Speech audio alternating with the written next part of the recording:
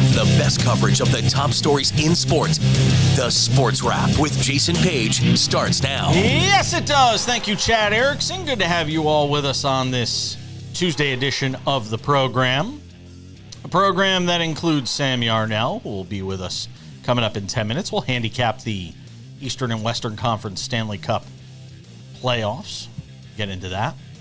We'll talk about the retirement of Davante Parker, but not in the context that you might be expecting us to talk about it. Major League Baseball through the first 50 games. Caitlin Clark is 0-4. This feels like a Billy Joel song. If I could just figure out a way to make it rhyme, it'll all work. Kurt Helin hanging out with us on the show. Pro basketball talk at NBCSports.com is his jam, and he gets the leadoff spot today, as we were saying off the air. He's my Mookie Betts, because he's in L.A., so he's my... Hey, by the way, Caitlin Clark's putting up numbers. Like, she's actually playing okay. It's just welcome to a different level of competition wwhere you alone are not the answer. She's turning over the ball a lot too, though. Yeah, and she's having trouble defending. She had 5 fouls again. Like it is a mixed bag, and I know people are going to try and just play up the positives and not speak about the negatives, but she turns it over a lot. I thought from day one the biggest issue she was going to have was the physicality. This is a whole nother level. And she will adjust. Great players do. But the physicality of the WNBA, we don't think of it. And again, it's because there are these stereotypes that are built into this stuff. And I know we're going far afield, but there's these stereotypes. Women's professional basketball is physical. Very.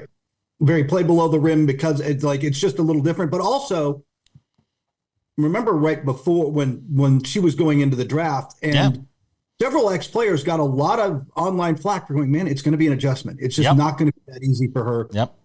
She's going to be good, but you don't just walk in and dominate the league. You don't just walk in and dominate the league. Yep. You just don't. It's too good. Yep, I agree with that. Let's talk about the conference finals. We're going to go a little backwards here, and I want to talk about the West first, even though that series kicks off on Wednesday night, because it is the far more compelling series. Yeah. I'm going to say it right now.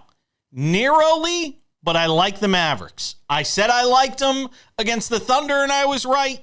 I definitely didn't have the T-Wolves on my bingo card for the conference finals, but here they are. They obviously earned it. We could talk all day about the Nuggets sort of just mailing in Game 6 and taking their chances on a Game 7 and then not being able to flip the switch. I like the Mavericks in this series. Tell me your thoughts. I have Minnesota in 7, but it's a coin flip of a series to me. It's really going to come down to, look, Luka's knee is one of the big issues. He is not still, he put up 24, 10, and 8, almost 9 last series. But he's not got the same lift. He's not got the same explosiveness. And now he's going to have Jaden McDaniels in his face with Rudy Gobert lurking behind him. He's going to have to find a way to step up. But the other key in this series, and I'm not worried about Ant, he'll be fine. The role players, right? Kyrie Irving's going to probably have to score more. He can't just kind of be the glue guy. He kind of was last series, scoring when he needed to, but doing all this other stuff. Karl Anthony Towns, Jaden McDaniels had big, 44 across the final 2 games. Those are the guys that are going to matter because these are 2 very good defensive teams. And I'm with you. If you told me Dallas wins, I'm good with that. I'm going to take Minnesota in 7 because I like their depth and I like their role players with Mike Conley and all those guys. But this is a great series and a great chess match of a series. Well, I got to tell you, look, the biggest eye-opener to me on Minnesota, if I were to go with Minnesota, is they won that Game 7 without getting much of anything from Anthony Edwards. No, but he also did what great did players. Other things. I get it. I know what you're going to say, but yes. He did the other things, and he hit a couple key shots, but that maturity for a 22-year-old is impressive. His year 1 to year 2, and I know we've probably talked about this before, so I don't want to belabor it, but his year 1 to year 2 progression from a maturity standpoint, some of the off-the-court stuff, to the way he's carried himself on the court in post games. The whole package. And I know some people always will go overboard, prisoner to the moment, Michael Jordan. But, he is his year 1 to year 2. It's just, I don't think you could say enough. He's made a leap, and he's also come up with the marketing slogan now on the tours. If you go to visitminnesota.com, it just says, bring your ass. He's done it to Charles Barkley. They have gone and gone after it. Like, it's great.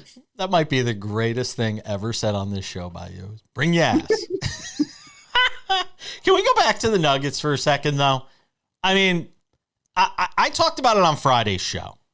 When they lost Game 6 as badly as they did, which was really a head-scratcher when you consider what had taken place the prior 3 games, that they just mailed in Game 6. And look, this was kind of the modus operandi of this team this year, was just flipping switches on and off, on and off. And look, through the first half of Game 7, everything was fine. And then all of a sudden, that reserve that they've been drawing from all year, it just wasn't there. And I thought it was surprising just how much in the postgame you heard Mike Malone talk about it, Nikola Jokic talk about it, the strain and the wear and tear of being repeat champions and all that comes with. And I'm sitting there going, man, you want to be considered the great. Winning one title is nice. And I tweeted it out. You beat a play-in team in the Heat the year before. I feel like it takes some of the shine off what they did last year. Maybe I'm wrong.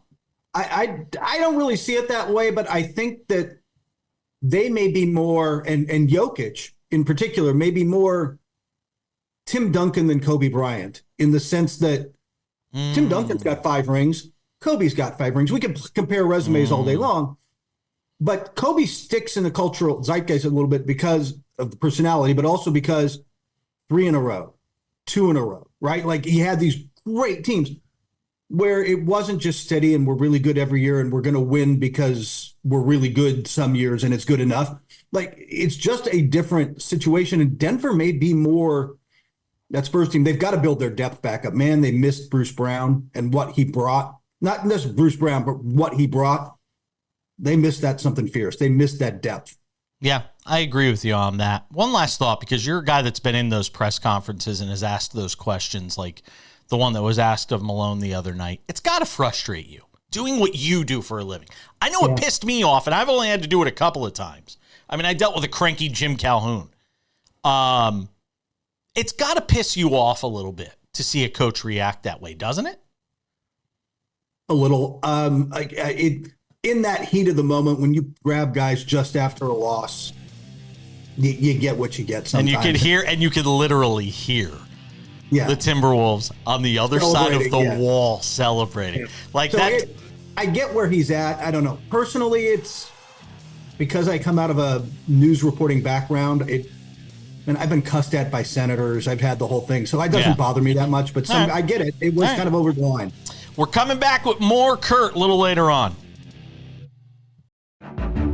Over 13 million Americans were affected by identity theft in 2022, and the threats go way beyond just credit card fraud. Today's identity thieves can use your information in ways that are easy to miss by just monitoring accounts and credit, like opening loans, transferring home titles, even committing crimes.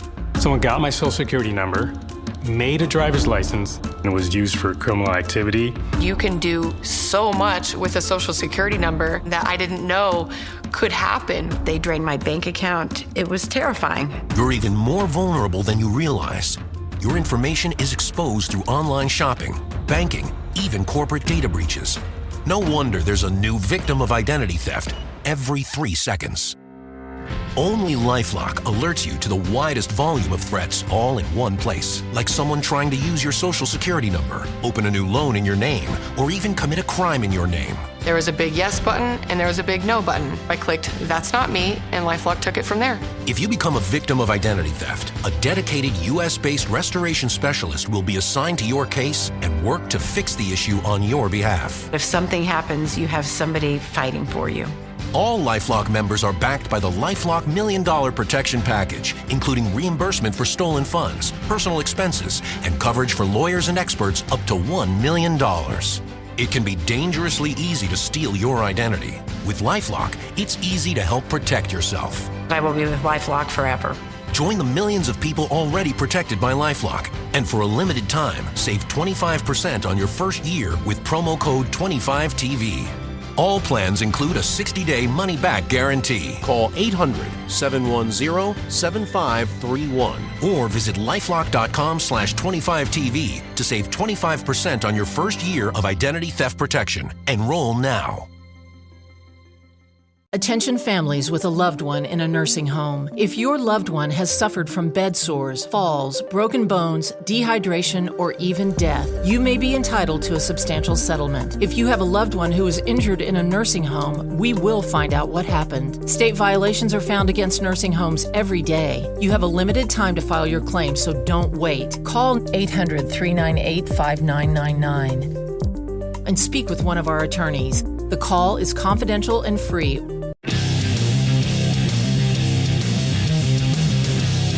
We'll get back to Kurt Helin in 10 minutes, doing some NBA conference championship previews. Did the West. We'll do the East. Something to consider still to come.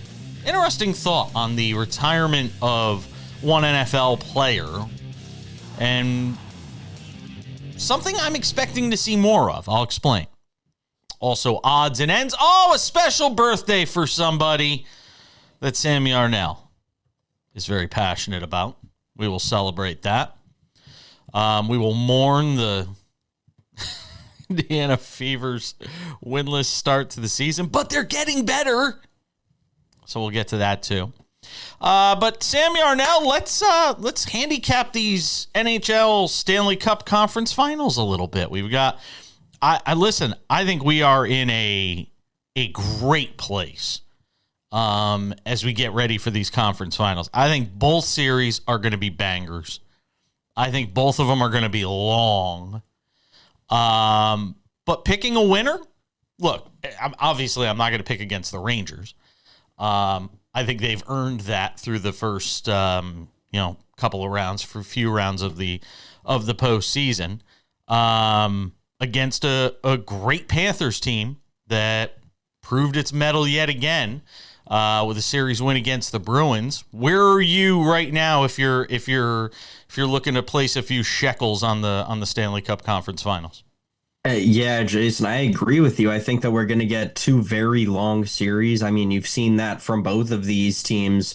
I think all of these teams in the Western Conference have played a game 7. Both of the remaining teams in the Western Conference have already played a game 7 in this postseason.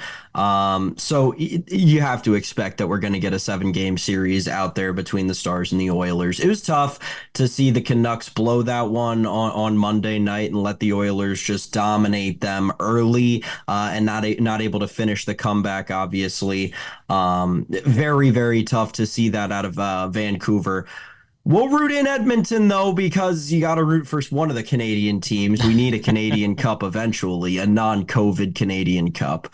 I think that this Oilers team can probably get it done in the Western Conference. The Dallas Stars have been unbelievably hot. They've obviously been riding the hot goaltending of Jake Ottinger, who seems to be a playoff hero for them year in and year out. But give me Connor McDavid, one of the best, if not the best player in the world right now, and Leon Draisaitl, who has been absolutely red hot in these playoffs. So in the West, I would probably go with the Oilers in terms of a handicapping perspective, also because they're the dog. You can get them in the series price plus a game and a half, and that would probably be the safest bet, and the bet that I would like the most is Oilers plus a game and a half. And I do the same thing with the Rangers, Jason. I'm with you. I think that the Rangers will at least be able to take that take that series 7 games against the Florida Panthers, who are a stacked team. And trust me, Sam Bennett, like we talked about during that Boston series, has all the momentum behind him. And it seems like that Florida fan base and that Florida team have really rallied around that group and that locker room, or that dressing room, I should say. All that said, when you talk about the Rangers team between Zibanejad and Trocheck and this offense that has been producing at such a high rate, not to mention Igor Shesterkin standing on his head nearly 7 days a week for this team. Give me the Rangers plus the game and a half. I'll take both dogs in both of these series. It's kind of funny. And this is just a broader point, moving away from the odds for just a second. Of all the non-typical hockey places, we've seen Arizona, which struggled. Atlanta struggled in terms of garnering support for NHL hockey. It's remarkable to me that of all the places that the NHL has thrived in, that are non-hockey places, for Christ's sakes, the Miami Marlins, baseball in Florida, Tampa Bay Rays, baseball in Florida, spring trainings, everybody cannot do anything. Okay? Can't do anything. Can't draw crickets. Hockey in Florida. Who would have thought it? Well, and outside of the Panthers this year, right, you had the Lightning go on their cup run of the late 2010s and early 2020s. I mean, Florida has very good hockey, ironically, as it is, right? And Dallas on the other side as well. All these warm weather states with these hockey teams making deep runs. I will say, Jason, there are two series long props that I'm looking at for both of these series. The first one, I kind of just mentioned it, was Shesterkin standing on his head so much for this team. There's a prop on FanDuel right now. Igor Shesterkin to record 25 plus saves in every game of this series, plus 390. Love this number. Did it in every game against Carolina, and quite frankly, I like the Florida offense more than I like the Carolina offense. I think they get more shots on net in this series. Give me Igor Shesterkin, 25 plus saves in each game of the Eastern Conference Finals. And then in the Western Conference Final, I'll take Leon Draisaitl to record 1 point in every game of the series. He did this in all 7 games of the Vancouver series, and he did it in 3 of the 5 games of their first round series against the Kings. So we'll ride with Leon Draisaitl. We'll ride with Igor Shesterkin. Those are going to be my 2 plays for these conference finals. How about overtime? I like 2 overtime games. Yeah, that's always a safe bet. That's always a safe bet. One overtime is too much juice. It's minus 330. But 2 overtime games plus 165. Yeah, kind of like it. Sure. I'd even go 3 if there's a number on 3. There's 3. I'll tell you, the number on 3 is kind of juicy. 750. Yeah, that's worth a sprinkle to me, because I think about how, especially, are you talking about the Rangers series? Yes, I'm talking about the Rangers series. So think about how the Rangers Carolina, actually think about how both of the Rangers series have gone so far this season. Not only the series with the Capitals, well, as close as, or as much of a blowout as that series was, those games were close for, basically all but one period in every game. And then obviously the Hurricane series. I would definitely take that, because you think about the Panthers and Bruins series on the other side. I'd go 3 games with a little sprinkle, but I'd play the 2 as a full unit play. I like it. Conference finals get started on Wednesday, if they're not preempted by a WNBA game on ESPN. Oh, we don't have enough time. Florida and the Rangers Wednesday night at Madison Square Garden. At least the Garden will be rocking for something, because it won't be for the Knicks. We're coming back with more of Kurt Helin, NBA Conference Championship talk. Don't go anywhere.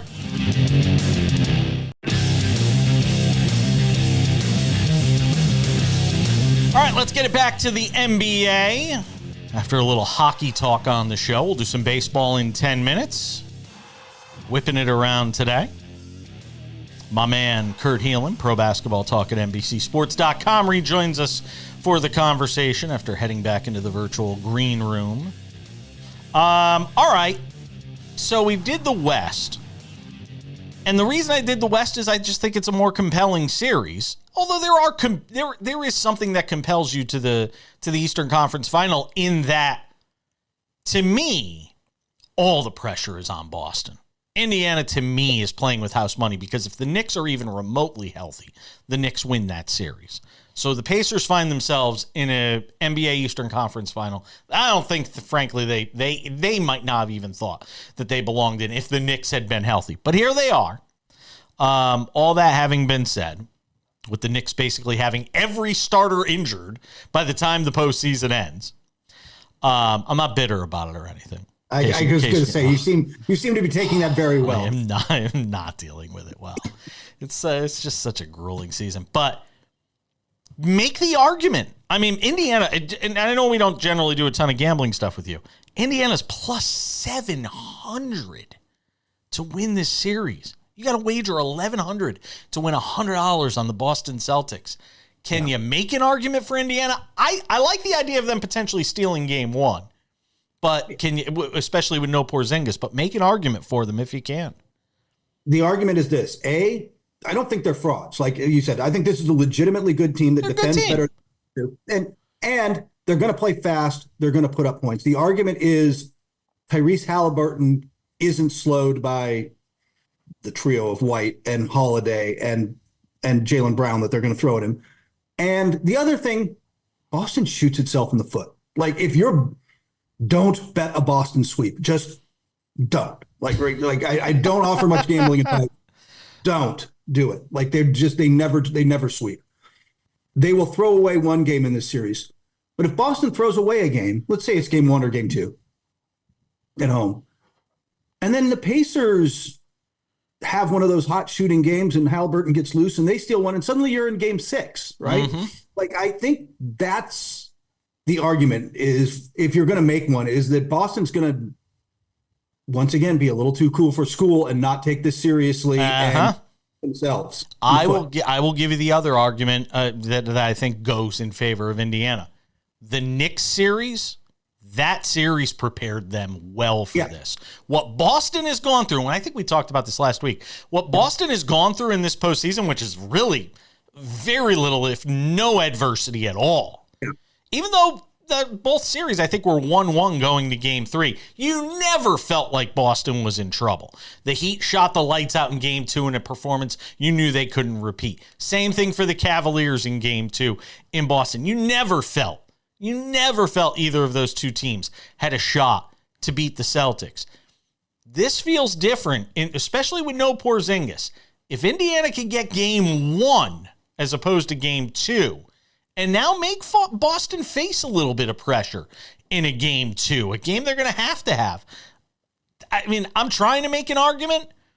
Halliburton cannot disappear for the stretches of time that we've seen him disappear against the Knicks, too. That's the other thing.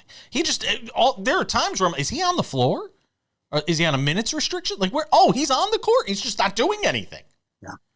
In the face of defensive pressure from the Knicks, look, his instinct is to set other guys up. He cannot have single-digit shot attempt games. He just cannot. He has to assert himself as the best. Look, if they're going to win the series, he is going to be the best player in the series. He has got to step forward and be that guy.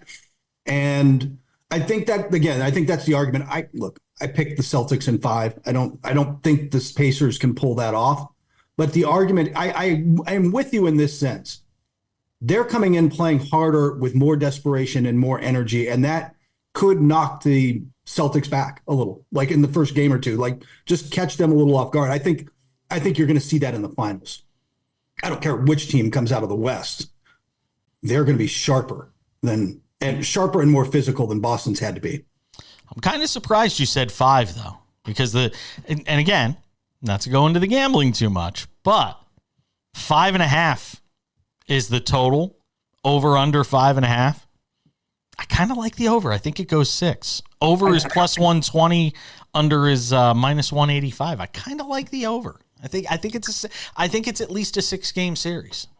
That's not crazy at all. Like I said, I don't think Boston's playing with the urgency needed to make me think, oh man, they're going to roll this. They're going to win on talent, and that probably happens in 5 or 6 games.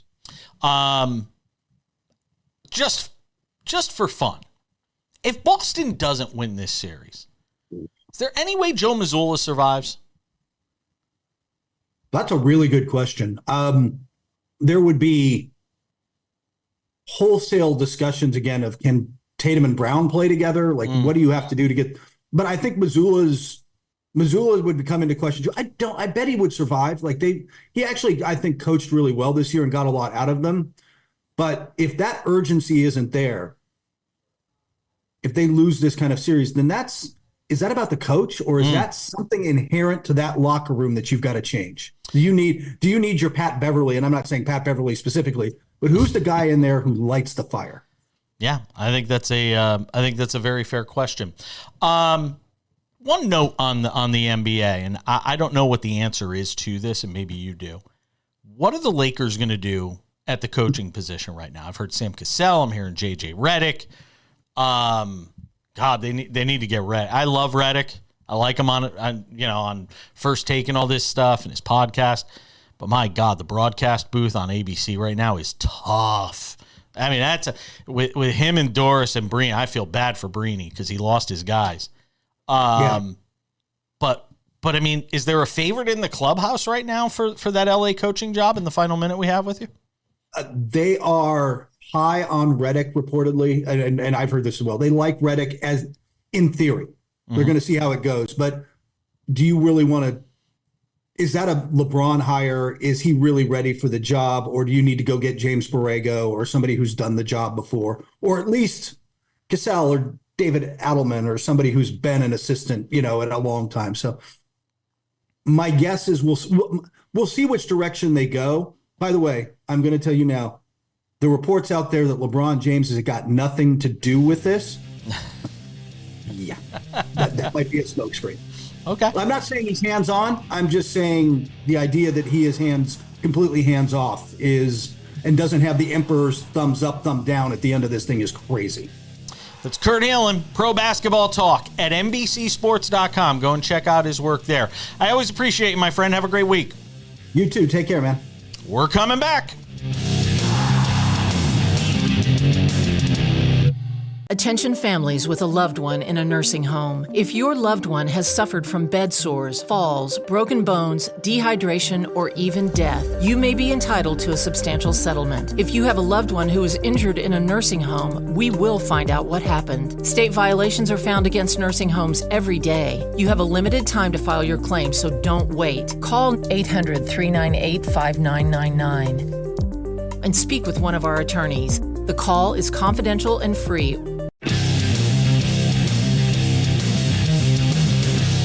Baseball takes center stage on Sports Wrap on this Tuesday.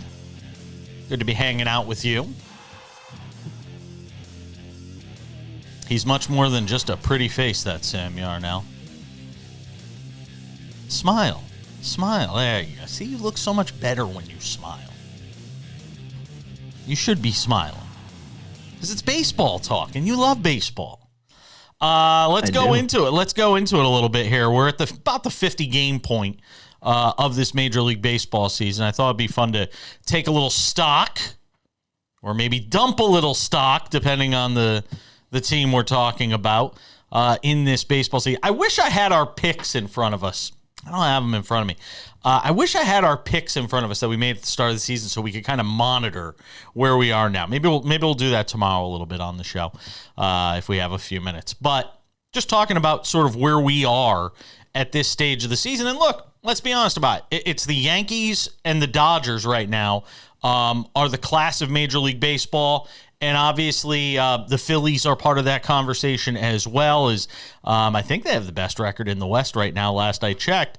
And the Yankees have been, the beasts of the East. And I started with the Yankees from this perspective. There's really no holes here. There's no holes in this team right now. I even talked about it the other day with David Ardsma on that other baseball show. We got into it a little bit, which is kind of a sister show to Sports Wrap that just focuses on baseball, and David and I do it every week. It's available in vodcast form. Go check it out. But I don't even know where you're putting, who's coming out of this rotation right now. When Garrett Cole does come back, David and I were talking about it. I think you're in a position, if you're the Yankees right now, to go 6-man rotation, although I don't know if that's in that organization's DNA to do something that's that radical. Even though they are an analytics-based organization, it would kind of surprise me if they did that. But I don't know who you're taking out of that rotation. Everybody's pitching well. So the Yankees have some interesting questions that they have to deal with in terms of the roster, Jason Dominguez, all of that. But let's be honest, they're the best team right now in the American League. We can say what we want about the Orioles, and by the end of the year, it might be the Orioles. That is another team that is stacked from top to bottom. We haven't talked that much about Gunnar Henderson, but right now, to me, it's the Yankees and the Orioles and just about nobody else really in the AL. I know you're going to say the Royals. I know. Yeah, there are a couple to throw in there. The Royals have been very good. The Cubs have been surprisingly good. Shout out to those of you who listen to the show and bet that Royals Cubs parlay before the season. We are looking great on our 30-1 bet over there. 30-1. You cannot discount what the Philadelphia Phillies have done. Nope. Yes, as much as we may sit here and talk about the New York Yankees with the affiliated New York bias on the show, it's amazing that the Yankees have performed as well as they have without having with the woes that their pitching staff has had, right? They don't have a single pitcher in the top 10 in ERA. They don't have a single pitcher in the top 10 in WHIP. They don't have a single pitcher in the top 10 in pitching WAR. But they're still figuring out how to send Luis Gil out there for 7 innings and get the win. 14 and get strikeouts wins out of Nestor Cortez and Marcus Stroman, who's having a nice turnaround in his career this year after a fall off last season. It's been impressive to see what the Yankees have done. They're credit to their front team office. in ERA in the American League at 2.86. I mean, it's hard to argue with what they have done from a pitching standpoint. I'm talking first pitcher to last pitcher. Clay Holmes being not so great last night for the first time this year, getting roughed up by the Mariners. Hello, Dave Sims. Hey now. But I mean, 2.86, it's hard to argue when they've basically got the best ERA in baseball.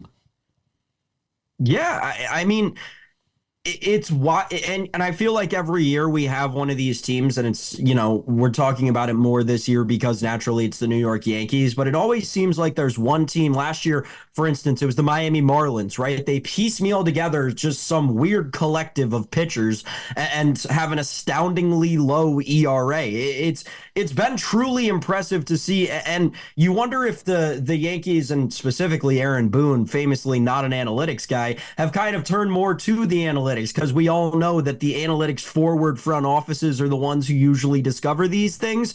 I'm glad to see that the Yankees have kind of made this turn and turned this corner, and truly, without Garrett Cole, this team has done something that I don't think any of us foresaw. The Dodgers. You know what the sad part is about the Dodgers, unlike the Yankees, who haven't necessarily been a great regular season team here over the last few years. They make the playoffs, but they haven't been a great regular season team. The Dodgers, I don't think anything matters what they do in the regular season. I don't think any of it matters. It's going to be solely judged. I mean, they can win 110 games, and nobody's going to bat an eye at it because everything boils down to what that team does in the postseason. That's just reality, fairly or unfairly. I don't know if there's a more meaningless 162-game schedule for a team than them. So, naturally, that is what we're here to say when a team goes out and spends $2.5 billion in the offseason on personnel. Of course. I do think, though, that there are individual aspects of the Dodgers that have still, it's wild to say this, but as mediocre as they've been for the expectations with which we entrusted them, there have been some incredible narrative, like Yoshinobu Yamamoto, the Yamamoto-Imanaga Cy Young Rookie of the Year battle is going to, hopefully, barring injury, go down to the last week of the season. It is going to be wild to see how that plays out, and that's just one of the narratives around this Dodger team. We'll do more baseball tomorrow because I feel like we short shrift a couple of teams, but we will do more baseball tomorrow on the show, I promise you. We're coming back. Something to consider next. What's up, guys? What I'm about to show you is going to change the way you shave your head forever. You can shave your head in 90 seconds or less. With no cuts or nicks. It's 100% waterproof. It even works in the shower. Introducing Remington's Balder Boss. With increased flex and 5 dual-track floating head design, get over 60% more head coverage for a faster, closer shave and skin-close results. No nicks, no scrapes. fit in the palm of my hand, and the results were amazing. Shave in the shower or with any foam or gel. With Japanese-grade steel blades, plow through the thickest of hair. Anytime, anywhere. There's even a pop-up trimmer to complete your perfect groom. Now, you can try the Remington Balder Boss in your home for 30 days for just $14.99. Complete with a 5-year limited warranty and 100% satisfaction guarantee. You can also get our ear, nose, and brow trimmer free. Just pay separate processing and handling. Give it a try. You won't be disappointed. Order your Balder Boss now. All right, odds and ends coming up in about 10 minutes. Happy birthday greetings going out to one special NFL player. Winless greetings going out to another. And a tweet on X today that got me very excited. We'll get to that coming up. Patrick McEnroe on the show tomorrow, by the way, will join us before he heads off to Roland Garros for the French Open. We'll get some thoughts from him on what feels like a wide open tournament this year, especially on the men's side. We'll get into it with him on that. All right, something to consider, Sam Yarnell. Davante Parker announced his retirement from the NFL on Monday at the age of just 31. And I believe 8 or 9 years in the league, I believe it was, for Davante Parker. Spent some time with the Dolphins, if I'm not mistaken. Finished his career with the Patriots. That'd be enough to make me retire. But here's an interesting thought. While you don't think of Davante Parker in the pantheon of great receivers, you don't think of Davante Parker. There's an overarching theme to this, and I thought we would see it more several years ago with the salaries that a lot of these guys in the NFL make. While there are a number of guys who are non-guaranteed that don't make a lot of money, Davante Parker in his NFL career in 9 years made, I think the number, and I might be off by 1 or 2 million amongst friends, $53 million he made over the course of his 9-year career, which is what allows you to retire at 31 if you choose to do so. And that's just salary. That's not endorsement money. That's nothing outside of just football salary, $53 million. And it makes me often wonder why more guys don't retire younger. Because a lot of guys do make that kind of money.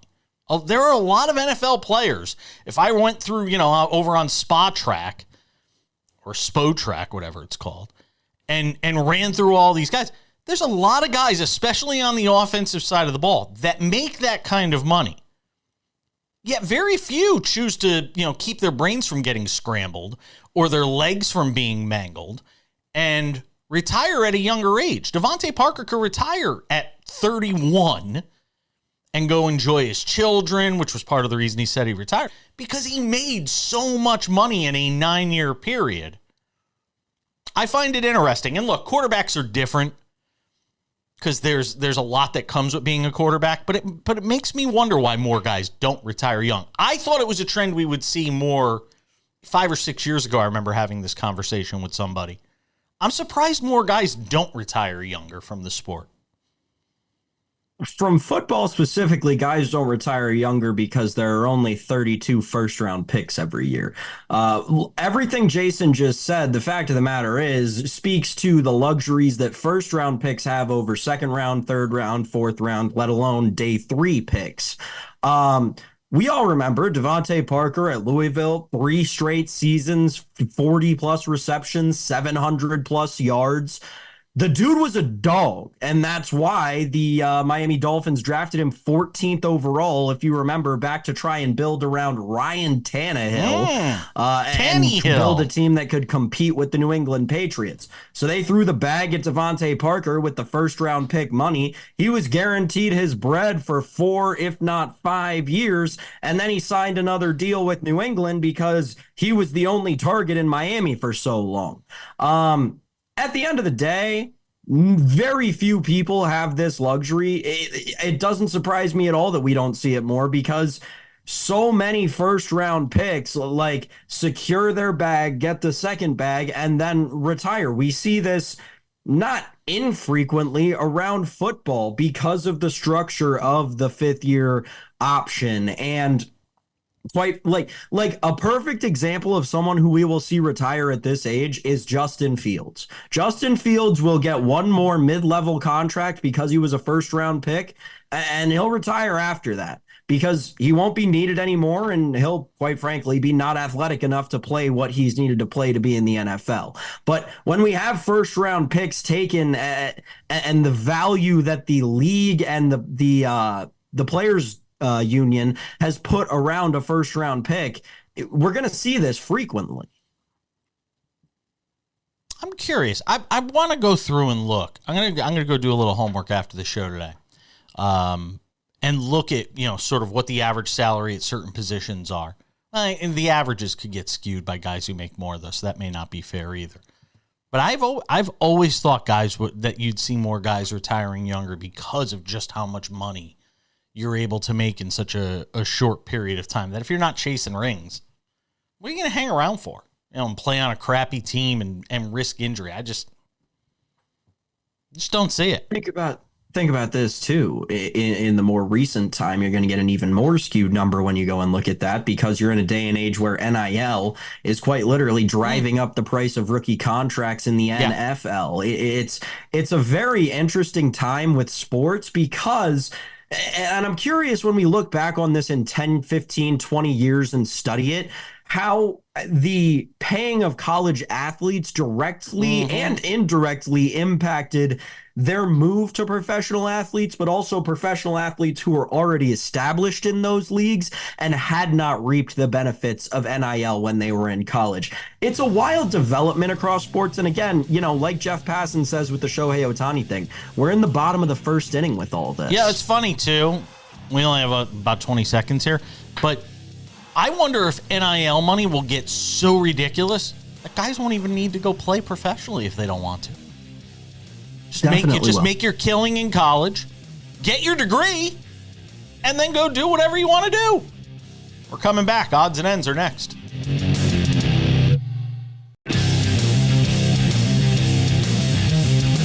All right, just about time to say goodbye on this Tuesday edition of the show. Don't forget, check out the vodcast version of the program. Available on Spotify, Google Play, Apple Podcasts, TuneIn, iHeartRadio, you name it. We're on them. Patrick McEnroe on the show tomorrow to preview the French Open. But now time for some odds and ends. Odds and Ends, Sam Yarnell. I don't got one for this. I do not have a clever rejoiner for this. Happy birthday, Josh Allen. Happy birthday to you. If you could give Josh Allen a birthday present that will help him win a Super Bowl for next season, Sam Yarnell, what would it be? Jason, that's easy. A wide receiver 1. WR1. T. Higgins? Do I hear Brandon Ayuk? Any of those options work. Someone that'll catch passes and actual touchdowns, not named Curtis Samuel or a rookie. Thanks. There's so many great quarterbacks, though, that never win Super Bowl. He might just be one of those guys. Ain't plays for. But I mean, it's not a him problem. At the end of the day, Josh Allen's good enough to win a Super Bowl. But if you don't have competent management, and you've talked about this yourself. I remember us just having a conversation with Ross Tucker about this. Do I got to go get our friend Tim Graham on the show? I mean, no, that's okay. Do I need to take such extreme measures, Sam Yarnell? I mean, listen, we've also talked about this. Some guys are born into great franchises that are well run. Some guys aren't. Josh Allen, great player. He's on the Buffalo Bills. Enough said. And at the end of the day, I'm speechless. What are you going to do? Come on. It's a top-down problem. Yeah, it absolutely is. Yes, it's absolutely a top-down problem. All right. Ends to the Indiana Fever. 0-4. Depressing for Caitlin Clark and the WNBA. 4 losses and you're closing the book on them already. My gosh. They're 0-4. Kudos, by the way, to the great Rebecca Lobo. Only one team has started off worse than the Fever and made the playoffs, and that was the LA Sparks, who started out 0-7 and got a 4 seed. I don't know what year it was. So I mean, look, there is precedent for the Fever. I mean, look, they're 10% of the season's already done. I mean, you know, it's not like I've said this before, it's not like the NBA where you could start out in a hole and kind of work your way out. They're having some struggles right now. But hey, they're playing better. They're playing better. So if you want to get excited about something, I guess right now with the Indiana Fever, they lost by just a little last night. Even though Caitlin Clark had a bit of an ankle injury, it looked like in that game, they get a win. But now NHL fans hate the WNBA because their game, as we've kind of alluded to in hinting in the show, Game 7 last night, Oilers Canucks. You went to go turn it on, and what happened? You got the WNBA on ESPN, which I get it. Look, I bet you the WNBA game probably did a bigger number than the Stanley Cup game. It probably did. 7. Jason, it's a Game 7. I agree with you. I agree. You're not going to get an argument from me. If the situations had been flipped and it was a Game 7 in the WNBA versus a regular season hockey game, I would have been like, yeah, put the WNBA on ESPN and we'll move the NHL to the ESPN2. But I feel like the Game 7 should take precedent.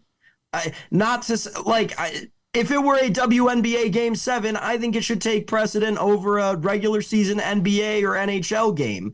But I think that a Game 7 in the NBA or NHL should take precedent over a regular season WNBA game. There are NHL fans right now screaming that the NHL needs to get out of its deal with ESPN. There are a lot of people that are not happy with the way ESPN has done hockey compared to TNT. And I got to be honest, I thought TNT wouldn't do a good job with hockey. And I thought ESPN was going to run with this. There are a lot of people that think it's the exact opposite. I don't watch a ton of it, so I can't give a fair opinion. I'm just telling you what's being said out there in social media. Take it for what it is. I miss the hockey on NBC with Doc Emmerich. That was peak hockey when we'd have the outdoor games with Doc Emmerich on NBC. Man, that felt like home. Yeah, miss Doc. Hopefully he's enjoying his retirement. Speaking of retirement, there it is, the silky smooth segue. Serena Williams tweeting this today on X. I'm ready to hit some balls again. Are we ready for it? She's like Cher, the comeback tour. Cher, it's always the retirement tour for Cher, or the Rolling Stones. It's the retirement tour. You better catch them now. Serena's going to be like Cher, like the Rolling Stones. We're going to get one more tour. Maybe she plays the U.S. Open this year. I'd be pumped for her at the U.S. Open. Matter of fact, I will be in New York when the U.S. Open is going on, I think.